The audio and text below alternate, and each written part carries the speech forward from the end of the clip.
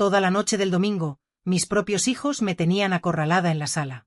Este secreto se va a la tumba contigo, vieja, siseaba el mayor, mientras los otros soltaban carcajadas. Durante 3 interminables años, aguardaron con ansias mi muerte para poder adueñarse de mi casa. Lo que ellos ignoraban, en su ciego egoísmo, era que yo contaba con un ángel guardián que velaba por mí desde la ventana. Buenas tardes, mis queridos. Qué inmensa alegría me embarga al poder charlar con ustedes hoy. Me llamo Laura Guzmán, tengo 78 años, nací en la hermosa Veracruz y ahora resido aquí, en Guadalajara, en el corazón de Jalisco. Me encuentro sentada plácidamente en mi porche, desde donde puedo contemplar el jardín que cultivé con tanto esmero y cariño. ¿Saben una cosa? Las dalias están comenzando a florecer, desplegando sus pétalos con una gracia singular. En esta época del año, lucen tan hermosas, con colores que irradian alegría a cualquiera que se aventure a pasar frente a mi casa. En la actualidad, mi mayor deleite reside en la decoración de ambientes. Miren, este cojín bordado que tengo aquí a mi lado, fue creado por estas manos, ya curtidas por el paso del tiempo. También me complace reorganizar los muebles, cambiar los cuadros de lugar, crear composiciones armoniosas con plantas y objetos antiguos. Mi casa es como un museo viviente, un espacio en constante transformación que se adapta a los dictados de mi corazón. Los vecinos suelen venir a tomar un café y a ver qué ha inventado doña Laura. Mi interés por la decoración se despertó cuando mi difunto esposo, Teodoro, me obsequió una revista de arreglos domésticos allá por los años 70. En aquella época, era un verdadero lujo tener acceso a revistas de esa índole. Pasaba horas absorta, admirando aquellos ambientes y pensando, algún día, mi casa lucirá así, acogedora y bonita. Y fue precisamente de aquellas páginas, gastadas de tanto hojear, que nació esta pasión que me acompaña hasta el día de hoy. La sala donde me encuentro ahora mismo fue decorada íntegramente por mí. En las paredes, he colocado portarretratos con fotos de la familia, algunos trabajos en macramé que aprendí a hacer gracias a vídeos de internet. Sí, esta viejita sabe manejarse con esas modernidades. También tengo un espejo grande que conseguí en una tienda de antigüedades. Dicen que los espejos antiguos guardan historias de quienes se han reflejado en ellos. Si este espejo pudiera hablar, ¿cuántas cosas nos contaría? Y ustedes, mis queridas y queridos que me están viendo en este momento, cuéntenme en los comentarios desde qué rinconcito de México o Latinoamérica me están sintonizando y a qué hora del día encontraron este vídeo. Tal vez, tomando un atole por la mañanita durante el descanso del trabajo, o ya acurrucados en la cama. Siempre leo todos los comentarios y me llena de felicidad saber de dónde son y cuando se toman un respiro del día para escuchar las historias de esta abuelita. Cuéntenme, vamos a crear una cadena de cariño. Hoy voy a compartir con ustedes una historia que he guardado por mucho tiempo en mi corazón. Una historia sobre la familia, sobre el dolor, pero también sobre la esperanza y la justicia. Porque, mis queridos, a veces el peligro se esconde dentro de nuestra propia casa, viene de aquellos que deberían protegernos. Pero la vida tiene maneras misteriosas de enderezar las cosas, y no siempre estamos tan solos como creemos. Permítanme tomar mi tecito, que la tarde comienza a refrescar, y les contaré cómo descubrí que el amor verdadero de un hijo puede ser más fuerte que la avaricia de muchos. Nací en Veracruz, como ya les conté, en una casita sencilla de madera, cubierta con tejas de barro que dejaban filtrar un poco de lluvia en los días de temporal. Mi padre, Eustaquio, se dedicaba a trabajar en el campo, sembrando maíz y frijol, mientras mi madre, Olinda, se encargaba de cuidarnos y, además, cocía para afuera. Éramos 5 hermanos, yo, la menor, mi hermana Zenaida y mis 3 hermanos, Dúrval, Olivio y Jerónimo.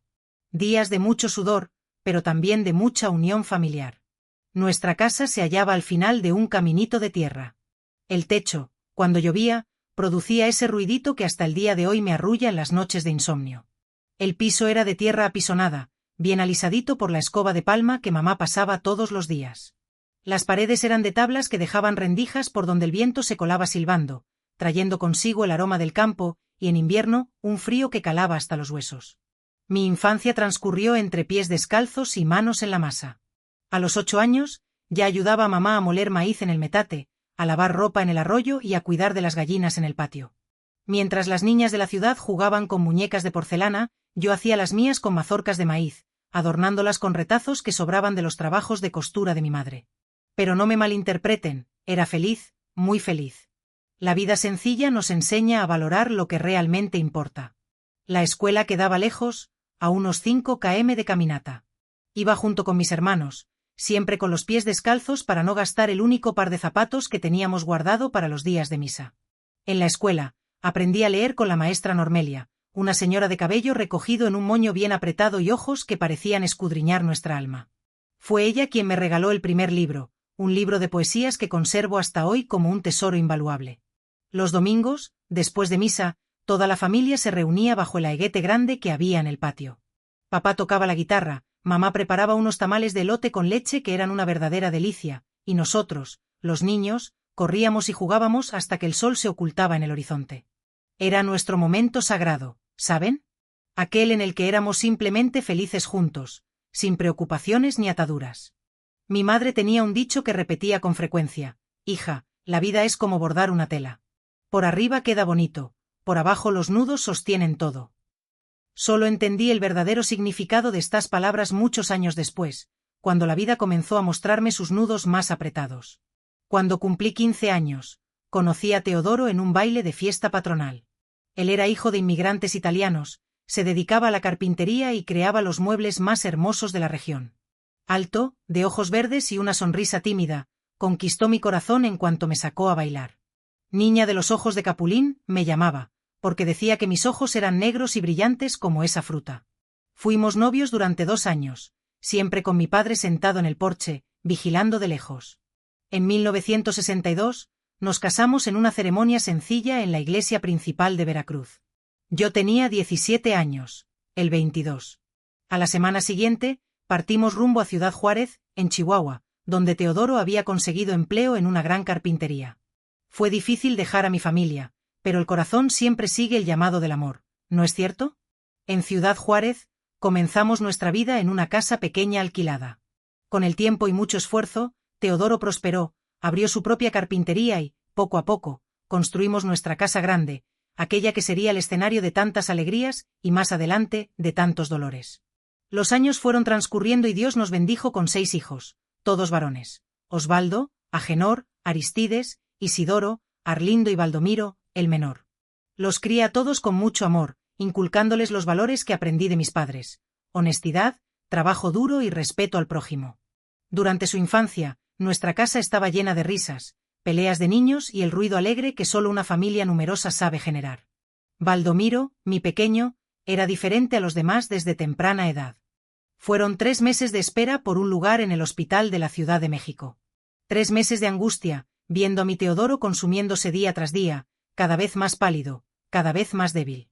Durante ese tiempo, nuestros 5 hijos mayores, Osvaldo, Agenor, Aristides, Isidoro y Arlindo, venían a visitarnos, pero nunca se quedaban mucho tiempo. Ya tenían sus vidas, sus negocios en ciudades vecinas. Solo Baldomiro permaneció a nuestro lado, asumiendo la carpintería, cuidando a su padre, ayudándome con las tareas más pesadas. Mamá, no te preocupes por el dinero. Yo estoy aquí, me decía, sosteniendo mis manos arrugadas entre las suyas, fuertes y callosas como las de su padre. Yo agradecía a Dios por tener al menos un hijo con el corazón en el lugar correcto. Finalmente, conseguimos el lugar para la cirugía. Teodoro fue operado, pero su corazón ya estaba muy comprometido. Regresó a casa diferente, más frágil, más silencioso. Pasaba más tiempo sentado en el porche, observando el movimiento de la calle, los niños jugando, la vida que continuaba sin pedir permiso. La casa y todo lo que construimos es de ella por derecho. La respuesta no les agradó en lo más mínimo. De ahí en adelante, las visitas de los hijos mayores invariablemente giraron en torno al mismo tema: la casa, la carpintería, el terreno, el dinero guardado, como buitres acechando, esperando el momento oportuno para dar el golpe. Baldomiro fue el único que nunca participó en esas conversaciones. Al contrario, se irritaba cuando sus hermanos sacaban a relucir el tema. Papá todavía está vivo, respeten, decía con los ojos echando chispas. La tensión entre los hermanos fue creciendo, creciendo sin cesar. Ya no lograban permanecer en el mismo ambiente sin que surgiera una acalorada discusión. Teodoro sufría enormemente con aquello. Yo veía en sus ojos el disgusto, la decepción con los hijos que había criado. Una noche de lluvia torrencial, en septiembre de 2013, mi Teodoro se durmió para no despertar jamás. Se fue silenciosamente, como si no quisiera causar molestias. Lo encontré por la mañana frío, con una expresión serena, finalmente en paz. El velorio fue un momento sumamente difícil. Los 5 hijos mayores mantenían expresiones solemnes, recibían las condolencias, pero yo percibía sus miradas cruzándose, como si intercambiaran mensajes secretos. Baldomiro, por el contrario, estaba completamente devastado. Era el único que lloraba abiertamente, sin avergonzarse de su profundo dolor. Después del entierro, todos volvimos a casa. Seguía lloviendo a cántaros. El cielo gris parecía compartir nuestra tristeza, o al menos la mía y la de Baldomiro. En la sala, Osvaldo se aclaró la garganta y pronunció lo que ya había ensayado. «Mamá, necesitamos hablar sobre la casa y los negocios de papá». Era inaudito. Mi esposo acababa de ser sepultado y él ya quería hablar de bienes. Miré a los otros 4, que asentían en señal de aprobación. Solo Baldomiro se levantó indignado. «El padre de ustedes aún no se ha enfriado la sepultura y ya quieren dividir lo que es suyo. ¿Qué clase de hijos son ustedes?» Agenor, el segundo mayor, se acercó a su hermano menor con un dedo amenazante. «Cállate, Baldomiro. Tú siempre fuiste el consentido, el protegido. Ahora nosotros también tenemos derecho a nuestra parte». «¿Qué parte?», gritó Baldomiro. «Ustedes nunca se preocuparon por papá o por mamá. Solo aparecen aquí para pedir dinero o favores». Lo que siguió fue una discusión espantosa. Palabras que jamás deberían ser pronunciadas entre hermanos fueron lanzadas como filosas piedras. Intenté intervenir, pero mi voz frágil se perdía entre los gritos ensordecedores. La discusión solo escalaba, hasta que Aristides, siempre el más violento, empujó a Baldomiro contra la pared. «No eres mejor que nadie. Si piensas que te quedarás con todo, estás muy equivocado». La pelea física que se desató a continuación me destrozó el corazón. Mis hijos, a quienes había acunado en mis brazos, a quienes había amamantado, enseñado a caminar y a hablar, ahora se agredían como si fueran enemigos mortales. Baldomiro, aunque era más joven y fuerte, se encontraba en desventaja numérica, 5 contra 1. En medio de la confusión, Isidoro gritó algo que me heló la sangre. «Si no desapareces de aquí, te liquidamos. Nadie sentirá tu falta». No era una amenaza vacía. Vi en los ojos de mis hijos mayores algo que nunca antes había presenciado, un odio ciego, una avaricia desmedida que los transformaba en personas que ya no reconocía. La pelea terminó con Baldomiro sangrando, con la nariz rota y un ojo morado. Se levantó con dificultad, miró a sus hermanos, luego a mí, y pronunció las palabras que me perseguirían durante más de una década. «Ya no tengo hermanos. Y ustedes no merecen tener una madre como ella». Tomó solo su cartera y las llaves de su motocicleta, y salió por la puerta, bajo la lluvia torrencial. Aquella fue la última vez que lo vi por muchísimos años. Mi pequeño, mi niño de buen corazón, había desaparecido en la noche oscura, arrastrado por la violencia de sus propios hermanos. Y yo, una viuda reciente, quedé allí, entre los pedazos de lo que alguna vez fue una familia, sin saber qué sería de mi vida de ahí en adelante, sin siquiera imaginar el infierno que me esperaba en manos de mis propios hijos. Después de que Baldomiro desapareció aquella noche lluviosa, la vida en la casa grande de Ciudad Juárez se transformó en una auténtica pesadilla. Quedé sola, una viuda de 66 años, a merced de mis propios hijos. Al principio, disimularon bien sus verdaderas intenciones. Venían a visitarme, me preguntaban si necesitaba algo, hacían las compras. Quien desconociera la situación podría incluso pensar que se trataba de hijos ejemplares. Pero entonces, 2 semanas después del entierro de Teodoro, Osvaldo apareció con unos papeles en la mano. Estaba acompañado de sus otros 4 hermanos. «Mamá, traje unos documentos para que los firme. Es para facilitar las cosas en la carpintería, para no tener problemas con el banco y con los impuestos». Intenté leer los papeles, pero Agenor, que trabajaba en una oficina de contabilidad, me interrumpió. «No necesita preocuparse por eso, mamá. Son solo burocracias. Usted ni siquiera entenderá esos términos jurídicos. Lo mejor es que confíe en nosotros». Algo en mi interior encendió una señal de alarma. Teodoro siempre me había enseñado a no firmar nada sin antes leerlo detenidamente. Les devolví los papeles y dije con firmeza: «Voy a llevar esto al licenciado Juvenal, el abogado amigo de su padre. Después de que él me lo explique, firmo». Fue como si les hubiera echado agua hirviendo encima. La reacción de ellos fue inmediata. Osvaldo me arrebató los papeles de la mano. Aristides golpeó la mesa con tanta fuerza que mi taza de té se volcó, derramando el líquido caliente sobre el mantel bordado. «Usted no va a llevar nada a ningún abogado», gritó Isidoro. O firma ahora mismo o las cosas se pondrán difíciles por aquí. Aquel fue el primer momento en que realmente sentí miedo de mis propios hijos.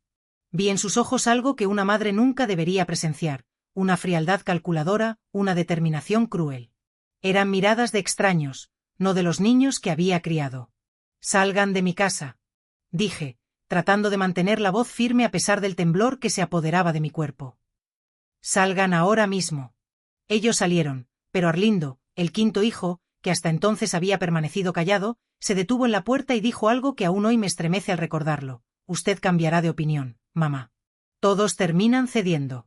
Pasé toda la noche encerrada en mi cuarto, con una silla apoyada contra la puerta. Por primera vez, sentí miedo dentro de mi propia casa. Al día siguiente, intenté llamar al licenciado Juvenal, pero el teléfono estaba mudo. Cuando fui a verificar, el cable había sido cortado. Esa misma semana comenzó la estrategia de ellos. Arlindo apareció diciendo que, como yo estaba sola, él viviría conmigo para hacerme compañía. No tuve forma de negarme. Se instaló en el cuarto que antes era de Baldomiro y, poco a poco, fue tomando el control de la casa. En menos de un mes, ya no podía recibir visitas. «Es por su seguridad, mamá. Hay muchos aprovechados por ahí», decía él. Mis amigas de la iglesia intentaron visitarme algunas veces, pero las despedía diciendo que yo estaba descansando o enferma. El teléfono nunca fue reparado.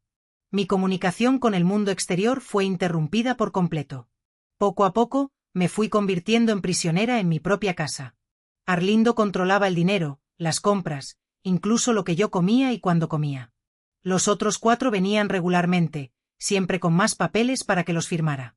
Cuando me negaba, el castigo era inmediato, me quedaba sin comida o sin los medicamentos para la presión que necesitaba tomar. A veces, Arlindo se olvidaba de traerme comida durante un día entero. «Usted se está volviendo olvidadiza, mamá. Ya no tiene edad para cuidar de todas estas cosas», decían cuando me quejaba. Y así transcurrieron los meses.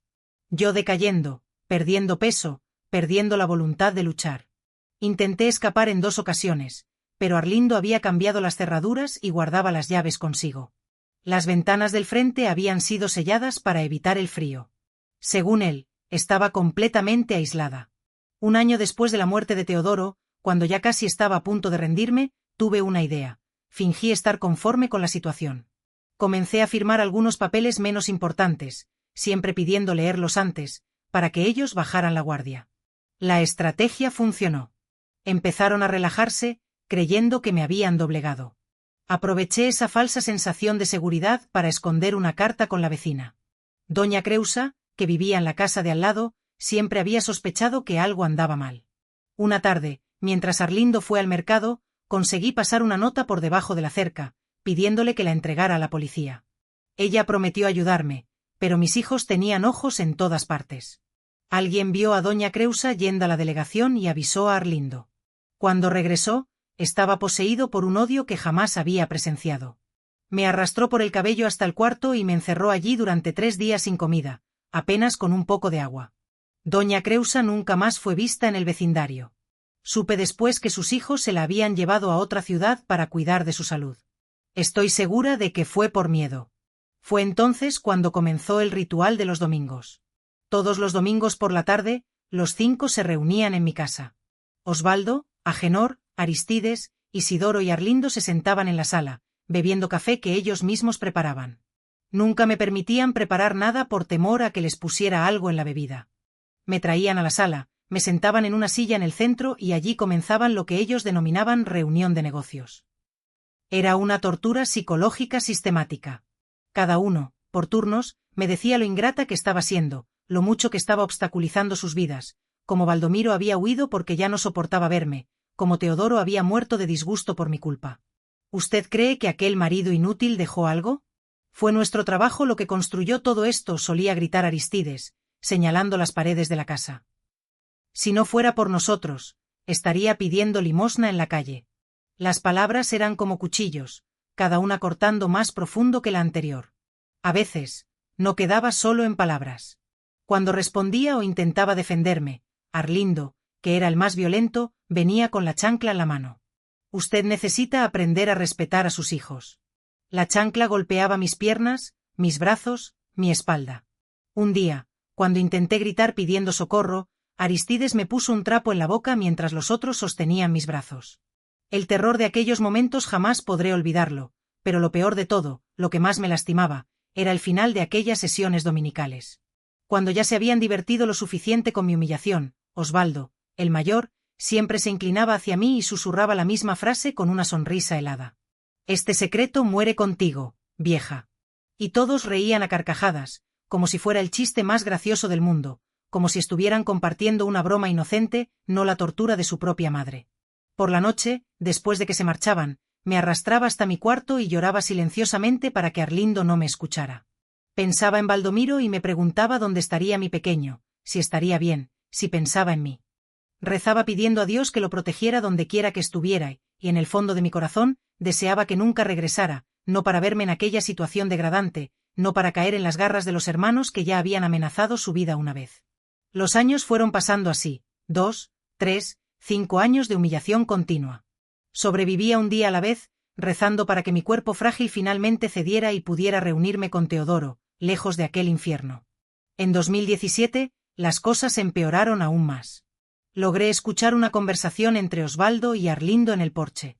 Estaban hablando sobre vender la casa y la carpintería, que a esas alturas ya estaba prácticamente abandonada. Solo que había un problema, incluso con los documentos que yo había firmado, para una venta de ese tipo, necesitaban mi firma con reconocimiento notarial y no podían simplemente llevarme a una notaría en el estado en que me encontraba, desnutrida, llena de marcas, visiblemente maltratada. La vieja no va a durar mucho más, dijo Osvaldo.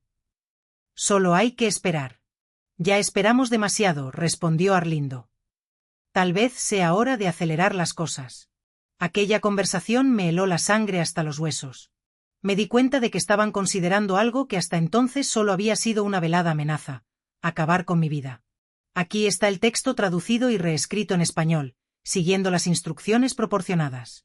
El punto de inflexión para doblegarlos por completo fue cuando empecé a simular una fragilidad mayor de la que realmente sentía. Interrumpía mis comidas a la mitad, fingía desmayos súbitos, dejaba caer objetos al suelo de forma aparatosa. Mi intención era convencerlos de que mi final estaba próximo, para que, confiados, relajaran sus defensas. La estrategia, al parecer, estaba dando sus frutos. Las reuniones dominicales perdieron intensidad y violencia, no porque en sus corazones hubiese brotado un atisbo de humanidad, sino porque creían que ya no valía la pena invertir energías en alguien cuyo tiempo se agotaba. Pero, como reza el dicho, la esperanza es lo último que se pierde, y la mía encontró un nuevo respiro aquel día en que, hurgando en el sótano a escondidas de Arlindo, tropecé con una vieja caja llena de fotografías. Entre todas ellas, una captó mi atención de inmediato. Teodoro, yo, y nuestros 6 hijos, aún niños, todos sonrientes y despreocupados. Le di la vuelta a la fotografía y descubrí un número de teléfono escrito a lápiz con una caligrafía que reconocí al instante. Era la de Baldomiro. ¿Seguiría siendo el mismo número después de tantos años? ¿Mi hijo aún se acordaría de mí, o habría rehecho su vida, dejando atrás los recuerdos dolorosos? Grabé ese número a fuego en mi memoria, repitiéndolo mentalmente como un mantra, esperando una oportunidad que se antojaba remota. No sabía cuándo ni cómo, pero presentía que aquel número podía ser mi tabla de salvación, mi única esperanza en medio de la desesperación. Y fue con esa pequeña llama de esperanza ardiendo en mi interior que continué sobreviviendo día tras día, semana tras semana, domingo tras domingo, escuchando siempre la misma y terrible frase al final de cada sesión de tortura. Este secreto muere contigo, vieja. Ignoraban, pobre de ellos, que yo guardaba en mi pecho la certeza de que aquel secreto no moriría conmigo. No mientras quedase un hilo de esperanza, no mientras Baldomiro siguiese vivo en algún lugar, tal vez pensando en la madre que había dejado atrás. Aquel número de teléfono, oculto en el reverso de la fotografía, se transformó en mi ancla, mi hilo de esperanza en la oscuridad. El desafío mayúsculo era encontrar la manera de usar un teléfono sin alertar a mis carceleros. Arlindo rara vez salía de casa, y cuando lo hacía, siempre llevaba consigo su teléfono móvil. El teléfono fijo seguía desconectado, un recordatorio constante de mi aislamiento forzoso.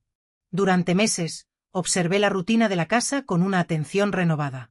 Advertí que los martes Arlindo se ausentaba para reunirse con sus hermanos en la cantina de Quino, donde discutían sus asuntos turbios.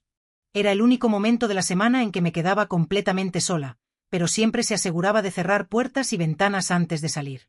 En uno de esos martes, concretamente en enero de 2018, observé un detalle que encendió una chispa en mi mente. Hacía un calor sofocante, y antes de salir, Arlindo entreabrió una pequeña ventana del baño para que entrase algo de ventilación. Una ventana tan estrecha que ni siquiera un niño podría colarse por ella, pero lo suficientemente grande para mi propósito. Esperé a que saliera de la casa y corrí a escribir una nota dirigida a la nueva vecina, doña Eulalia, que se había mudado a la casa donde antes vivía doña Creusa. La había estado observando a través de la rendija de la cortina, y siempre la veía atenta y amable con todo el mundo. Escribí un mensaje breve y conciso. Por favor, necesito que me preste su teléfono móvil durante 5 minutos. Es una cuestión de vida o muerte. Páselo por la ventana del baño. Estoy presa por mis propios hijos. Laura, la vecina. Doblé el papel varias veces hasta formar una pequeña bolita y, reuniendo todas mis fuerzas, lo lancé por la ventana del baño. Por un milagro, el papel cayó justo en el tendedero de doña Eulalia, entre la ropa recién lavada. Las horas que siguieron fueron de pura agonía. ¿Y si no veía la nota? ¿Y si no me creía? ¿Y si le contaba a Arlindo? Peor aún, ¿y si el número de teléfono ya no pertenecía a Baldomiro? Al final de la tarde, cuando ya casi había perdido toda esperanza, escuché un suave silbido que provenía de la ventana del baño. Corrí lo más silenciosamente que pude y allí estaba doña Eulalia, con los ojos llenos de preocupación, extendiendo su teléfono móvil a través de la pequeña abertura. 5 minutos, susurró. Estaré aquí esperando. Con las manos temblorosas, marqué el número que había memorizado. 1, 2, 3 tonos. Nadie contestaba. Mi corazón se encogió. Al cuarto tono, una voz masculina respondió al otro lado de la línea. Una voz que, a pesar de tantos años de silencio, reconocí de inmediato. Hola, ¿Baldomiro? Mi voz salió ahogada, casi inaudible. Se hizo el silencio al otro lado de la línea. Luego, un suspiro profundo. Mamá, ¿eres tú? Las lágrimas brotaron de mis ojos como un torrente descontrolado. Era él. Mi hijo estaba vivo. Hijo, escúchame bien. No tengo mucho tiempo. Hablé rápidamente, atropellando las palabras. Estoy presa en la casa. Tus hermanos me están maltratando. Quieren quedarse con todo. Están planeando. No pude terminar la frase. La emoción me embargaba y me impedía hablar con claridad. Las palabras se atascaban en mi garganta. Mamá, cálmate, ya lo sé todo. Aquella frase me pilló desprevenida. ¿Cómo que ya lo sabes todo? Nunca me fui del todo, explicó. Me he estado quedando a menos de 1 hora de aquí. Siempre he mantenido contacto con algunos conocidos que me han estado informando sobre tu situación. Sabía que algo andaba mal, pero no tenía pruebas contundentes. Y ellos son 5 contra 1. ¿Por qué no volviste? La pregunta se escapó de mis labios antes de que pudiera contenerme. Porque me matarían. Mamá, escuché lo que dijeron aquella noche, y entonces, ¿qué sería de ti? Necesitaba encontrar otra manera de ayudarte. Oí el ruido distante de un coche que se acercaba. Arlindo podía estar regresando en cualquier momento. No tengo mucho tiempo. ¿Qué hacemos ahora? Tengo un plan, dijo Baldomiro con una firmeza que me recordó a su padre. Ya he hablado con la policía de aquí, pero me dicen que necesitan pruebas irrefutables. Una flagrante. Escucha con atención. Me explicó rápidamente lo que debíamos hacer. Era arriesgado, pero no imposible.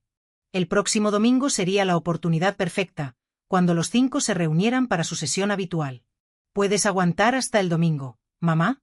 He aguantado más de 4 años, hijo. Puedo aguantar unos días más.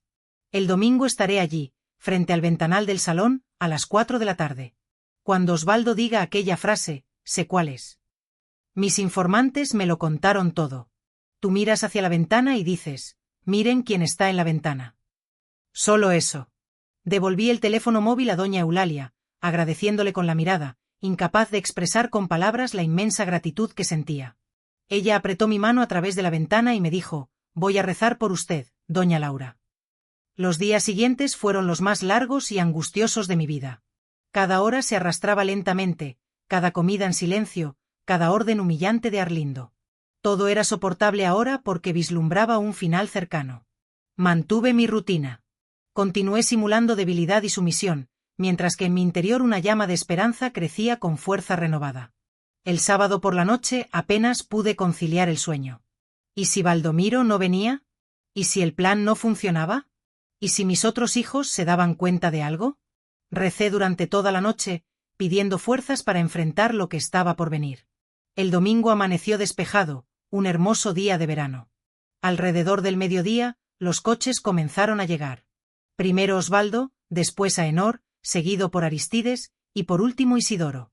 Arlindo los recibió en el porche, todos riendo y hablando en voz alta, como viejos amigos reuniéndose para una barbacoa. Solo yo conocía el verdadero propósito de aquel encuentro. A las 3:30, como de costumbre, Arlindo vino a buscarme a mi habitación. «Arréglate, vieja, los muchachos quieren charlar contigo». Me puse mi mejor vestido, una prenda sencilla, ya desgastada por el tiempo, pero aún digna. Peiné mis cabellos blancos, que hacía años que no veían una peluquería. Me miré en el espejo agrietado de la habitación y, por primera vez en mucho tiempo, no vi solo a una víctima. Vi a una superviviente, una mujer que, a pesar de todo, no había sido quebrada. Me condujeron al salón, donde los 5 estaban ya sentados, bebiendo cerveza y discutiendo sobre dinero, como siempre. Cuando entré, las conversaciones cesaron de inmediato. Osvaldo señaló la silla en el centro del salón, la misma silla donde era humillada domingo tras domingo. La reunión comenzó como siempre. Acusaciones, insultos, amenazas veladas. Sentí que el tiempo se arrastraba implacablemente. Ya eran las 4 de la tarde. Baldomiro debía de estar ahí afuera, esperando. O todo era producto de una cruel ilusión creada por mi mente desesperada. Cuando ya no podía soportar más la tensión, Osvaldo se levantó, se acercó a mí y se inclinó, como siempre hacía al final de la sesión. Su aliento a cerveza y cigarrillo me produjo náuseas. Creo que finalmente has entendido cuál es tu lugar, ¿verdad? Ya casi es hora de firmar esos papeles en la notaría. La casa se va a vender, quieras o no. Mantuve la mirada fija en la ventana que estaba detrás de él. Las cortinas estaban cerradas, pero una leve brisa las movía suavemente. ¿No vas a decir nada? Mejor así. Continuó bajando aún más la voz hasta el susurro amenazador que ya conocía tan bien. Este secreto muere contigo, vieja. Los otros 4 rieron a coro, como siempre hacían. Era el momento que tanto había esperado. Con un coraje que desconocía poseer, levanté la vista hacia Osvaldo, y con voz clara y firme, una voz que no usaba desde hacía años, dije: «Miren quién está en la ventana». Al principio, no reaccionaron. Osvaldo incluso sonrió, pensando que se trataba de algún tipo de delirio senil por mi parte. Pero entonces Agenor, que estaba de frente a la ventana, miró en la dirección que yo señalaba. Su expresión cambió instantáneamente, y su rostro palideció como si hubiera visto un fantasma. «¿Qué pasa?», preguntó Aristides, volviéndose también hacia la ventana. Uno a uno, todos se giraron hacia la ventana. Las cortinas finas ahora revelaban una silueta. La silueta de un hombre que observaba la escena desde el exterior. Y no era un hombre cualquiera, era Baldomiro, a quien creían muerto o desaparecido para siempre. «No es posible», murmuró Isidoro, levantándose bruscamente de la silla. Arlindo fue el primero en reaccionar. Corrió hacia la ventana y abrió las cortinas con violencia. Allí estaba mi pequeño, mirándolos con una expresión seria y decidida que recordaba tanto a su padre. Y no estaba solo. A su lado, 2 policías uniformados observaban la escena que se desarrollaba dentro de la casa. «¿Qué significa esto?», gritó Osvaldo, avanzando en mi dirección con los puños cerrados. En ese instante, la puerta principal se abrió de golpe. Más policías irrumpieron en el salón, seguidos por Baldomiro. Uno de los policías, que parecía ser el comandante, habló en voz alta y autoritaria. «Todos quietos donde están. Tenemos una denuncia de detención ilegal y maltrato contra doña Laura Guzmán». Mis hijos mayores quedaron paralizados, mirándose unos a otros con pánico en los ojos. «¿Hay alguien ahí?», susurró Agenor, como si no fuera evidente. «Es mi hijo, Baldomiro», respondí con una confianza que no había sentido en años. «Y no está solo». Los policías avanzaron, esposando uno por uno a mis hijos mayores. Ellos protestaban, gritaban, amenazaban con demandas. Decían que yo estaba loca, que había inventado toda la historia, pero las pruebas eran irrefutables. Mi cuerpo esquelético, las marcas de las agresiones, las cerraduras en el exterior de las puertas, las ventanas clavadas. Baldomiro se acercó a mí y me abrazó con cuidado, como si fuera una pieza de porcelana a punto de romperse con el más ligero contacto. Y en cierto modo, así me sentía. Se acabó, mamá, susurró. Estás a salvo ahora. Aquel fue, al mismo tiempo, el peor y el mejor día de mi vida. El peor, porque tuve que enfrentar el hecho de que 5 de mis hijos, a los que había llevado en mi vientre y criado con amor, se habían convertido en monstruos capaces de torturar a su propia madre. El mejor, porque después de casi 5 años de infierno, finalmente era libre. Mientras los policías se llevaban a mis hijos, me di cuenta de que, a pesar de todo, una parte de mí aún los amaba. Era un amor doloroso, un amor de madre que nunca se extingue por completo, ni siquiera ante las peores traiciones. Pero en aquel momento, el alivio de la liberación era más fuerte que cualquier otro sentimiento. Baldomiro me condujo fuera de aquella casa que, de hogar amoroso, se había transformado en una prisión. En el jardín, respiré profundamente el aire puro de la tarde, sintiendo el sol en mi rostro por primera vez en tanto tiempo. Era como renacer. ¿A dónde vamos ahora?, pregunté, insegura sobre lo que el futuro le reservaba a una mujer de 71 años que lo había perdido casi todo. A mi casa en Guadalajara, respondió Baldomiro con una sonrisa amable. Jalisco es precioso, mamá. Te encantará empezar una nueva vida allí. En aquel instante, me di cuenta de que la pesadilla había terminado de verdad y que, a pesar de todo lo que había perdido, aún conservaba lo más importante. Un hijo de buen corazón, igual que su padre. Un hijo que nunca me había abandonado, incluso cuando parecía que sí. Un hijo que había planeado pacientemente mi rescate cuando todo parecía perdido. Miré por última vez la casa grande en Ciudad Juárez, donde tantas historias buenas y malas se habían desarrollado. Entonces, apoyada en el brazo fuerte de Baldomiro, caminé hacia el coche que me llevaría a una nueva vida, una vida en la que este secreto no moriría conmigo. Al contrario, sería la prueba de que la justicia, aunque tarde, siempre encuentra su camino. El viaje hasta Guadalajara fue largo y silencioso. Baldomiro conducía concentrado, mientras yo observaba el paisaje por la ventanilla, viendo cómo Chihuahua quedaba atrás. Era extraño dejar el estado donde había vivido la mayor parte de mi vida, pero cada kilómetro recorrido me daba una sensación de ligereza, como si estuviera dejando atrás no solo un lugar, sino todo el peso de los recuerdos dolorosos. Llegamos ya de noche. La casa de Baldomiro era pequeña y sencilla, pero muy acogedora.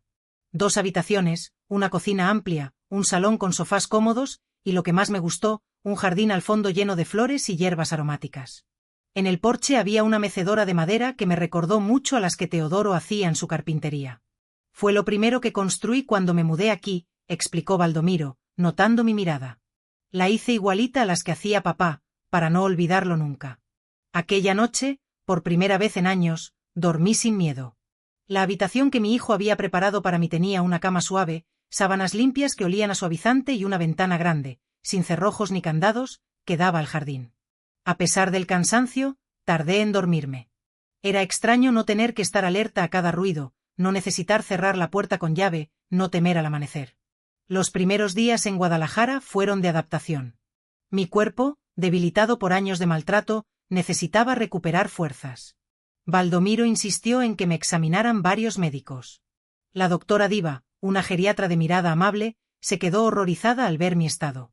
Tiene usted desnutrición severa, anemia, la presión arterial alta sin tratar adecuadamente y señales evidentes de estrés postraumático, dijo, sosteniendo mis manos arrugadas entre las suyas. Pero vamos a cuidar de todo esto. Usted es fuerte, doña Laura. Ha sobrevivido a lo peor. Comencé un tratamiento con medicamentos para la presión arterial, vitaminas y una dieta especial para recuperar peso. También me derivaron a la doctora Zenaida, una psicóloga especializada en traumas. Al principio, me resultaba difícil hablar sobre lo que había sucedido. Las palabras se atascaban en mi garganta, y las lágrimas brotaban sin previo aviso. Pero poco a poco, sesión tras sesión, fui consiguiendo sacar a la luz todo el dolor que había estado guardando en mi interior durante tanto tiempo.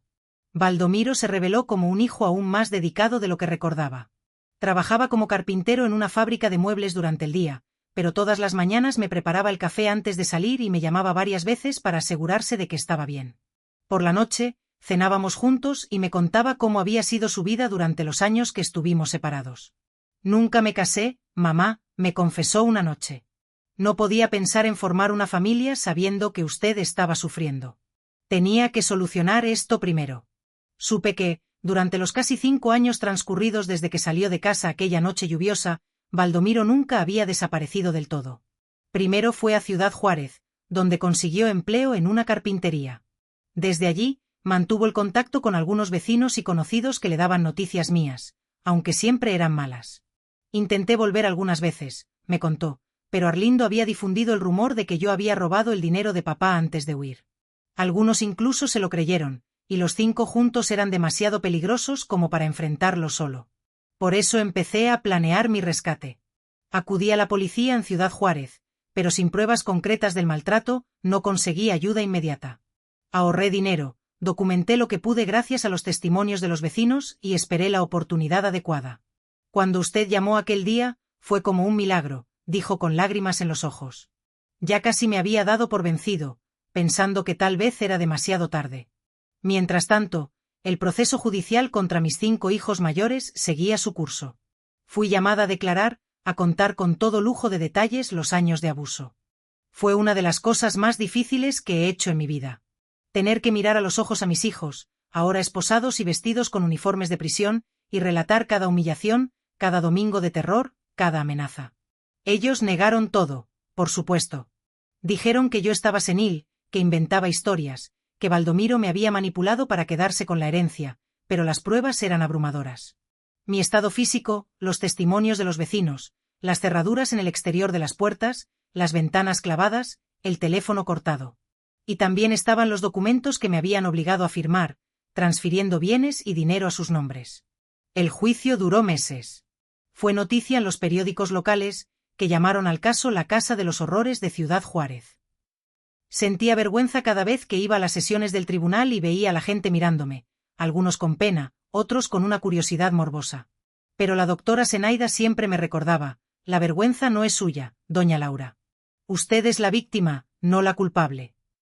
Finalmente, en diciembre de 2018, llegó la sentencia. Los 5 fueron condenados por privación ilegal de la libertad, abuso de personas mayores, violencia doméstica, fraude y asociación ilícita. Las penas oscilaban entre los 12 y los 15 años de prisión, dependiendo del grado de participación de cada uno.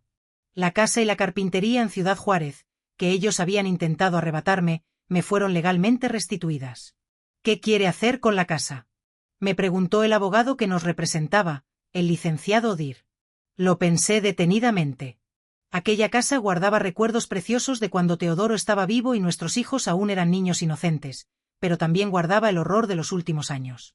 Cada habitación, cada mueble me recordaría lo que había pasado. Quiero venderla, decidí finalmente, y donar la mitad del dinero a una institución que se dedique al cuidado de ancianos víctimas de violencia.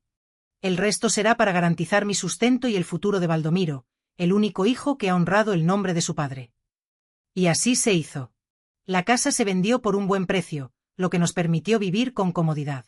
Baldomiro pudo dejar el empleo en la fábrica y abrir su propia carpintería en Guadalajara, haciendo realidad el sueño que compartía con su padre. En cuanto a mí, la recuperación fue lenta, pero constante. Mi cuerpo respondió bien a los tratamientos, y poco a poco fui recuperando peso, el color en el rostro y el brillo en los ojos.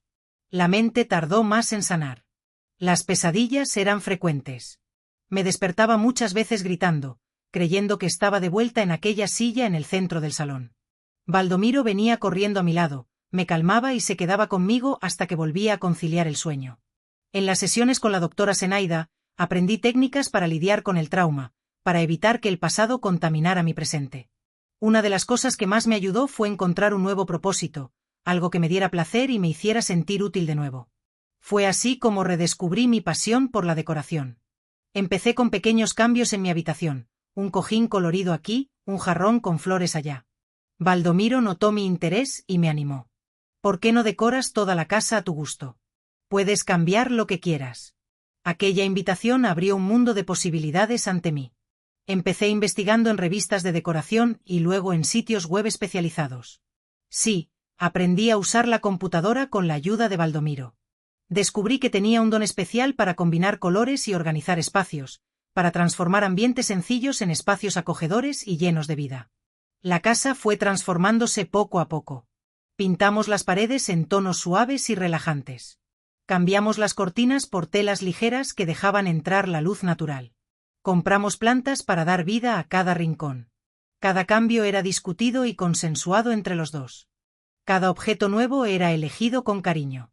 Cuando terminamos de decorar nuestra casa, los amigos de Baldomiro que venían de visita se quedaban impresionados con la transformación. Una vecina incluso me preguntó si podía darle algunas ideas para su salón. Después, otra me pidió ayuda con la habitación de su hijo adolescente.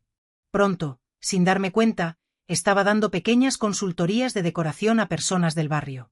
«Deberías cobrar por esto», me dijo Baldomiro un día, al verme dibujando un proyecto para la casa de doña Odette, una viuda que vivía en la calle de abajo. «No, hijo, no lo hago por dinero. Lo hago porque cada ambiente que transformo es como si yo también me transformara por dentro. Cada color nuevo que elijo es como si borrara una mancha oscura del pasado». Pero la idea fue tomando forma en mi mente. En 2020, cuando llegó la pandemia y todos tuvimos que pasar más tiempo en casa, la gente empezó a valorar aún más sus espacios. La demanda de mis consultorías aumentó considerablemente. Creé un pequeño perfil en Instagram con la ayuda del hijo de doña Odette, donde mostraba el antes y el después de los ambientes que decoraba. Para mi sorpresa, el perfil creció rápidamente. Decoraciones de la abuelita Laura se hizo conocido en Guadalajara. No cobraba precios altos. A veces, incluso aceptaba pagos en especie, como dulces caseros o trabajos de crochet. Lo importante era la satisfacción de ver las sonrisas en los rostros de las personas cuando veían sus casas transformadas, más bonitas, más acogedoras. En uno de esos proyectos, conocí a Durvalina, una señora de 75 años que quería redecorar su salón para recibir a sus nietos en Navidad. Mientras conversábamos sobre colores y muebles, me contó que también había pasado por situaciones difíciles con sus familiares. «No todos los hijos saben honrar a sus padres en la vejez», me dijo con una mirada que revelaba que entendía mi dolor sin necesidad de que yo le explicara nada. Durvalina se convirtió en una amiga muy querida, y a través de ella conocí a otras señoras de la comunidad. Formamos un pequeño grupo que se reunía una vez por semana para tomar el té, intercambiar recetas y, sobre todo, compartir nuestras historias de vida. Allí, entre iguales, pude hablar abiertamente sobre mi pasado sin temor a ser juzgada, y descubrí que no estaba sola. Otras mujeres también cargaban con cicatrices invisibles de abusos y abandonos. Juntas decidimos crear un proyecto mayor, un grupo de apoyo oficial para ancianos víctimas de violencia familiar. Con la ayuda del Centro de Referencia del Adulto Mayor de Guadalajara y el apoyo de profesionales voluntarios como la doctora Zenaida, el grupo creció y se convirtió en un espacio seguro donde personas como yo podían encontrar acogida y orientación. Mientras tanto, los años en prisión fueron transformando a mis otros hijos de diferentes maneras.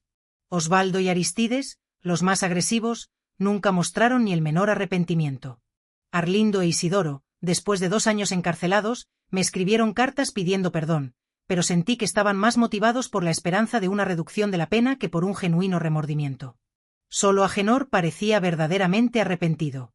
Sus cartas eran largas, detalladas, llenas de recuerdos de la infancia y un sincero reconocimiento del mal que me había hecho. Decidí responder solo a la carta de Agenor. Me resultó muy difícil encontrar las palabras adecuadas, el equilibrio perfecto entre el perdón y la justicia. Escribí, borré y reescribí varias veces, con el apoyo de la doctora Zenaida. Al final, el mensaje fue simple: lo perdonaba como madre, pero eso no significaba olvidar o justificar lo que había hecho. Necesitaba cumplir su condena. Y tal vez en el futuro, cuando estuviera verdaderamente regenerado, podríamos intentar reconstruir algún tipo de relación. Aquella decisión de perdonar, incluso con reservas, fue muy liberadora. Me di cuenta de que el odio solo me mantenía atada al pasado, mientras que el perdón, no para beneficio de ellos, sino para mi propio bienestar, me permitía seguir adelante. Y así, día. Aquí está la traducción y reescritura expandida del texto al español. Día tras día, año tras año, me dediqué a la ardua tarea de reconstruir mi vida en la hermosa ciudad de Guadalajara. La casa que con tanto cariño decoré junto a Baldomiro se fue transformando, poco a poco, en un verdadero hogar, un refugio lleno de luz, de colores vibrantes y de una paz que anhelaba profundamente. Mi trabajo en el mundo de la decoración, aunque quizás modesto en su alcance, me brindaba un propósito claro y una alegría genuina que llenaba mis días. El grupo de apoyo que había iniciado crecía constantemente, extendiendo su mano amiga para ayudar a otras personas a encontrar su propia voz, esa fuerza interior que creían perdida. En el año 2022, recibí una noticia que me sacudió hasta lo más profundo de mi ser, una noticia que me hizo tambalear. Agenor, después de haber cumplido 4 años de una condena ejemplar en prisión, había logrado obtener la progresión al régimen semiabierto, un pequeño rayo de esperanza en su camino. Me escribió una carta preguntándome si estaría dispuesta a recibirlo cuando obtuviera la autorización para salir temporalmente, una petición que me llenó de incertidumbre. Consulté a Baldomiro, buscando su consejo y apoyo. Hablé con la doctora Zenaida, buscando su guía profesional. Pero, sobre todo, me dediqué a escuchar atentamente a mi propio corazón, intentando descifrar lo que realmente sentía, lo que era correcto para mí. Finalmente, tomé una decisión. Sí, recibiría a Agenor. Sin embargo, aún no estaba preparada para recibirlo en nuestra casa, un lugar que todavía no estaba listo para ese encuentro. Opté por un lugar público, una cafetería tranquila en el centro de Guadalajara, un terreno neutral. Baldomiro insistió en acompañarme, no por desconfianza hacia su hermano, sino para brindarme su apoyo emocional incondicional, para estar a mi lado en ese momento tan delicado. El reencuentro tuvo lugar en un día soleado de primavera, un día que contrastaba con la tormenta de emociones que sentía en mi interior. Agenor estaba más delgado de lo que recordaba, su cabello mostraba canas prematuras y sus ojos cargaban el peso de la culpa y el arrepentimiento, una carga visible en su mirada. Cuando me vio, rompió a llorar como un niño, un llanto desgarrador que reflejaba su dolor interno. No nos abrazamos. Ese gesto aún me parecía demasiado íntimo, demasiado cercano. Pero nos dimos la mano, un contacto tímido pero significativo. Era un comienzo, pequeño, frágil, pero un comienzo al fin y al cabo. Gracias por recibirme, mamá, dijo con la voz quebrada por la emoción.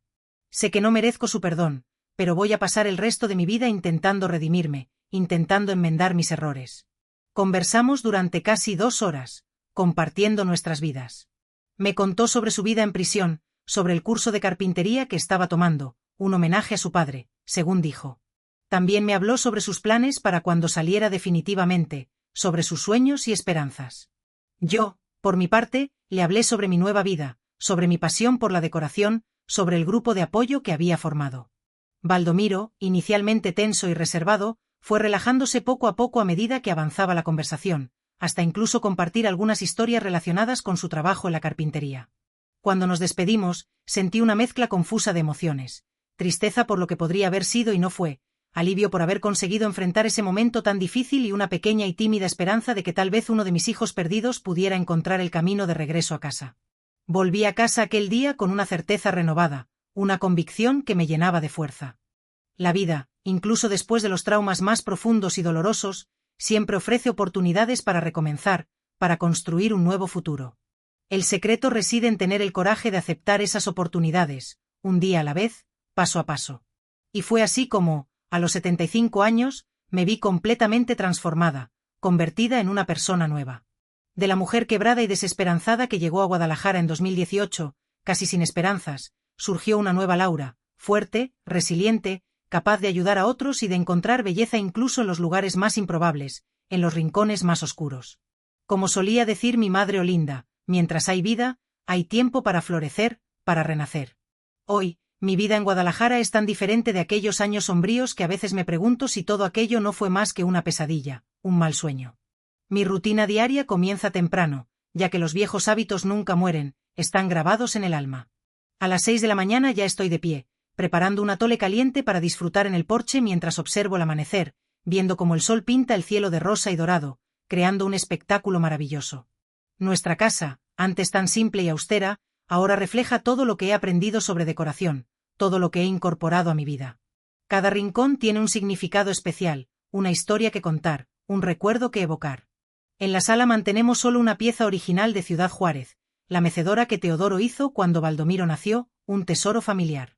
Toda restaurada, ahora simboliza no el pasado doloroso, sino la continuidad del talento y del amor que ha trascendido generaciones, un legado invaluable.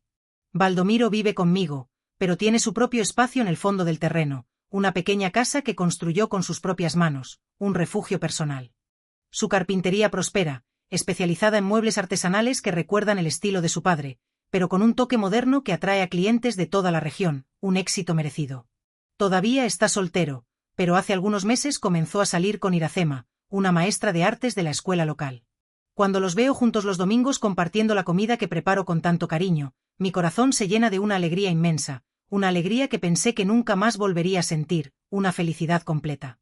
Decoraciones de la abuelita Laura dejó de ser solo un pasatiempo para convertirse en mi misión de vida, mi propósito. 2 veces por semana recibo clientes en una pequeña oficina que montamos en el garaje convertido en estudio. Son ancianos que, como yo, buscan traer más luz y vida a sus hogares, crear espacios acogedores. No cobro mucho por mis servicios. Algunos me pagan con pasteles caseros o trabajos manuales, trueques de cariño. Lo importante es el intercambio, el sentimiento de utilidad, de contribuir a la felicidad ajena, de hacer una diferencia en sus vidas. Usted transformó mi casa en un lugar donde quiero pasar mis últimas décadas, me dijo don Ananías, un viudo de 82 años, después de que cambié completamente su sala oscura y deprimente en un espacio lleno de colores y recuerdos de familia, un espacio alegre. Los miércoles, el grupo de apoyo a los ancianos se reúne en el centro comunitario. De víctima, me convertí en consejera, en guía. Comparto mi historia sin vergüenza, mostrando mis cicatrices emocionales como medallas de supervivencia, como prueba de mi resiliencia. Si yo conseguí salir de aquel infierno y reconstruir mi vida a los 71 años, ustedes también pueden, les digo siempre con convicción. Y veo en los ojos de aquellas personas la misma llama de esperanza que un día Baldomiro reencendió en los míos, una luz que brilla con fuerza. El año pasado fui invitada a dar una charla en la Semana del Adulto Mayor, un gran honor. Temblaba de pies a cabeza cuando subí al escenario, pero cuando comencé a hablar, las palabras fluyeron como agua de manantial, brotando desde lo más profundo de mi ser. Conté sobre el abuso que sufrí, sobre mi rescate, sobre mi ardua reconstrucción. Al final, la sala entera se puso de pie, aplaudiendo con lágrimas en los ojos, un momento inolvidable. Una joven trabajadora social se acercó a abrazarme emocionada. Su historia salvó a mi abuela, me dijo. Después de escuchar su relato en la radio, finalmente tuvo el valor de denunciar al hijo que la maltrataba, un acto de valentía. En cuanto a mis otros hijos, la vida siguió sus cursos inevitables, tomando diferentes caminos. Osvaldo y Aristides continúan en prisión, negándose a reconocer sus errores, atrapados en su propia negación. Arlindo falleció el año pasado de un ataque cardíaco en la penitenciaría. Isidoro cumple pena en régimen semiabierto e intenta un contacto ocasional a través de cartas, a las que respondo con palabras educadas, pero distantes. Agenor es el único con quien mantengo una relación en reconstrucción, un proceso lento. Después de completar 6 años de pena, consiguió la libertad condicional y se mudó a Zapopan, ciudad cercana a Guadalajara. Trabaja como carpintero, oficio que aprendió en prisión, y nos visita una vez al mes, un gesto que valoro. La relación con Baldomiro todavía es tensa, pero la respeta, un progreso significativo. En las entrelíneas de este reencuentro familiar veo el poder transformador del arrepentimiento genuino y del perdón consciente, una fuerza sanadora. La casa que decoro con tanto cariño refleja mi alma restaurada, mi espíritu renovado. En las paredes, cuadros coloridos sustituyeron las sombras del pasado, llenando de luz cada espacio. Cojines bordados por mis propias manos traen confort a los sofás donde recibo a mis amigos para tomar un café, momentos de alegría. En el jardín del fondo cultivo hierbas y flores, cada una simbolizando una fase de mi vida, un jardín lleno de significado. El romero, resistente como mi juventud, las rosas, que florecen incluso después del invierno más riguroso, las lavandas, que traen paz después de la tormenta, un refugio de tranquilidad. En mi habitación, el más especial de los ambientes, una pared entera está cubierta con fotos, algunas antiguas, de cuando Teodoro estaba vivo y la familia aún estaba unida, recuerdos preciados. Otras recientes, mostrando mi nueva vida en Guadalajara, Baldomiro en la inauguración de su carpintería, yo recibiendo un certificado de honor del ayuntamiento por mi trabajo con ancianos, nuestras comidas dominicales con amigos que se volvieron familia, momentos de felicidad. A veces, cuando no consigo dormir, miro esas fotos en la luz suave de la lámpara y me doy cuenta de cuántas vidas caben dentro de una sola existencia, cuántas experiencias. Cuántas Loures habitaron este cuerpo. La niña de Veracruz, la joven esposa en Ciudad Juárez, la madre orgullosa, la viuda prisionera y ahora, finalmente, la abuelita decoradora de Guadalajara, libre y en paz, una metamorfosis completa. Las marcas del pasado nunca desaparecen completamente, permanecen en el alma. Todavía tengo pesadillas ocasionales donde escucho aquella frase terrible: este secreto muere con nosotros, vieja, una amenaza constante. Aún me asusto con ruidos repentinos, el miedo sigue presente. Aún tengo días en que la tristeza me visita sin aviso, una sombra inesperada. Pero aprendí que esas sombras no definen quién soy, no son mi esencia. Son apenas parte de mi historia, no su capítulo final, un recordatorio de lo que superé. Como les digo a las señoras del grupo de apoyo, nuestras arrugas y cicatrices no son marcas de debilidad, sino mapas que muestran los caminos de nuestra fortaleza, símbolos de nuestra resiliencia. Hoy, a los 78 años, sentada en el porche de mi casa en Guadalajara, viendo el jardín que planté florecer, escuchando a Baldomiro trabajar en el taller al fondo, siento una gratitud profunda por la segunda oportunidad que la vida me dio, un regalo inmenso. No es una existencia perfecta, ninguna lo es, pero es mía, auténtica. Una vida reconstruida, ladrillo por ladrillo, color por color, sueño por sueño, una obra de arte. Y cuando las personas me preguntan cuál es el secreto para seguir adelante después de tanto sufrimiento, respondo con las palabras que se volvieron mi lema, mi filosofía de vida. La vida es como decorar una casa después de un incendio. No puedes salvar todo, pero puedes construir algo nuevo y bonito con lo que quedó, una nueva oportunidad. Mis queridos que me acompañaron hasta aquí en este viaje de dolor y renacimiento, quiero dejarles no solo una historia, sino un faro de esperanza para quien aún vive en las sombras del miedo, una guía. Aprendí que la edad no define nuestra fuerza, sino nuestra capacidad de recomenzar cada día, nuestra voluntad de seguir adelante. Cuando me vi presa en aquella casa a los 67 años, pensé que mi vida había terminado, que no había salida, pero a los 71 renací y hoy, a los 78, florezco como nunca imaginé que sería posible, una nueva primavera. Las paredes que nos aprisionan no siempre son de ladrillos, a veces son construidas por aquellos que deberían protegernos, una traición. Si están rodeados por muros de abuso, sepan que existe una ventana en algún lugar, una ventana por donde la libertad puede entrar, como entró en mi vida aquel domingo decisivo, una salvación. Mis arrugas son mapas de supervivencia, testimonios. Cada una cuenta una historia de dolor superado, de resiliencia. Cuando decoro una casa, estoy en realidad decorando almas, mostrando que los ambientes oscuros pueden ser transformados, así como nuestras vidas, una renovación. Descubrí que mi voz, aunque temblorosa, tiene poder cuando decido usarla, una herramienta poderosa. Durante años permanecí en silencio, sofocada por el miedo y la vergüenza, silenciada. Hoy, esa misma voz que apenas susurraba en Ciudad Juárez resuena en charlas y grupos de apoyo, tocando corazones y salvando vidas, un eco transformador. La vida me enseñó que incluso en la oscuridad más profunda, nuestra luz interior nunca se apaga, permanece encendida. Aun cuando mis hijos apagaban las luces de la casa para aterrorizarme, había una llama inextinguible dentro de mí, la misma que Baldomiro vio por la ventana y que me mantuvo viva hasta el rescate, una esperanza. Nunca permití que mi dignidad fuera robada, incluso cuando intentaron quitarme todo, la mantuve intacta. Ellos podían controlar mi cuerpo, pero mi espíritu permanecía libre, planeando, esperando, creyendo en días mejores, una resistencia. Si conocen a alguien que está pasando por lo que yo pasé, no desvíen la mirada, presten atención. Muchas veces, todo lo que un anciano en situación de abuso necesita es alguien que crea, que vea más allá de la fachada de normalidad que las familias abusivas construyen, un apoyo. Busquen ayuda. En cada ciudad existen organismos de protección al adulto mayor, delegaciones especializadas, grupos de apoyo, recursos disponibles.